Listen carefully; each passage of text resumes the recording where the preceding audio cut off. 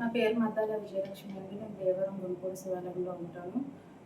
నాకు పవన్ కళ్యాణ్ గారు పార్టీ మీద ఆయన చాలా అభిమానం ఉంది. ఆయన ప్రతి దాంట్లో నేను పాల్గొనేదాన్ని. ఇంకా జనసేన ఆఫీసు భీమవరంలో ఉందని తెలిసి ప్రతి కార్యక్రమానికి నేను వెళ్ళేదానండి. వెళ్ళిన తర్వాత అక్కడ గోనా జయప్రకాష్ నాయుడు అనే ఆయనతో నాకు కొంచెం పరిచయం ఏర్పడింది. ఏర్పడిన తర్వాత ఇంకా అలా నన్ను లవ్ చేస్తాను, పెళ్లి చేసుకుంటాను అంటే ఇష్టం అయ్యని చెప్తే నేను మిమ్మల్ని చేసుకోలేనండి, మీకు నాకు సెట్ అవ్వదని చెప్పి మా ఇంటికి వెళ్ళిపోయాను.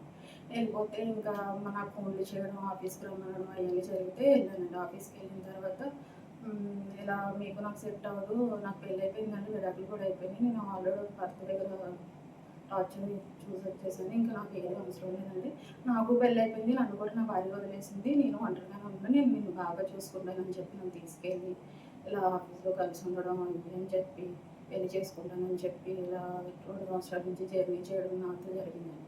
జరిగిన తర్వాత ఇంకా నేను ఇల్లు కొనుక్కోవాలనుకుంటున్నాను. అలాగే ఇలా మా అమ్మగారికి హార్ట్ ప్రాబ్లమ్ ఉంది. హార్ట్ ప్రాబ్లమ్ ఉందంటే నేను తీసుకెళ్ళి కార్యకర్తలతో ఎవరితోనో మాట్లాడి నేను చేపిస్తాను. మీ అమ్మగారి గురించి నువ్వు టెన్షన్ తీసుకోవాలంటే సరే అండి తీసుకోవాలని చెప్పేసిన తర్వాత ఇంకా ఇల్లు కొనుక్కుందాం అనుకుంటున్నాను. నీ దగ్గర డబ్బులు ఎంత ఉన్నాయని నన్ను అడిగాడండి. అడిగితే నేను నా దగ్గర 10 లక్షలు ఉన్నాయి, బంగారం కూడా ఉందని చెప్పాను.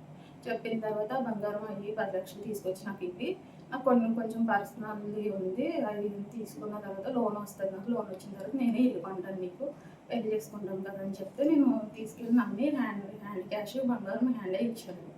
ఇచ్చిన తర్వాత ఇంకా ఆయన తాగడం, నన్ను కొట్టడం, ఇంకా అలా కొంచెం ఇష్టం లేనట్టు బిహేవ్ చేయడం అది అని చెప్పి నాకు కొంచెం అలా కొట్టేసిన తర్వాత హాస్పిటల్కి తీసుకెళ్ళి తనే నన్ను ట్రీట్మెంట్ చూపించడం అది అని చెప్పి మళ్ళీ ఏదో తాగాను కదా కొట్టాను సారీ అని చెప్పేసి మళ్ళీ నార్మల్ అయిపోయాడు.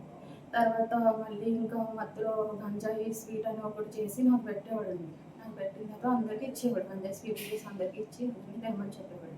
తర్వాత గంజాయి అలా తను తీసుకోవడం, మళ్ళీ మధ్యలో నన్ను కొట్టేయడం అది అని చెప్పి చాలా టార్చర్ పెట్టేవాడండి.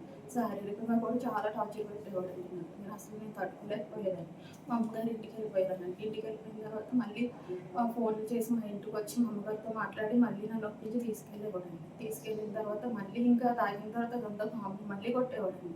ఇంకెలా చేస్తే నాకు కుదరదు అది అని చెప్పేసి నేను బయటికి వెళ్ళిపోతాను, నేను రోడ్ ఎక్కేస్తానంటే నా దగ్గర ఫొటోస్ వీడియోస్ అన్నీ ఉన్నాయని చెప్పేసి చెప్పానండి. గంజాయి కలిసి వీడియో ఉంది, ఫొటోస్ కూడా మేమిద్దరం కలిసి దిగినోటి ఉన్నాయి, వీడియోలు కూడా ఉన్నాయండి. ఉంటే ఇంకా అవి బయట పెట్టేస్తానని చెప్పేసి నన్ను ఆ రోజు కొట్టేసి వాటర్లో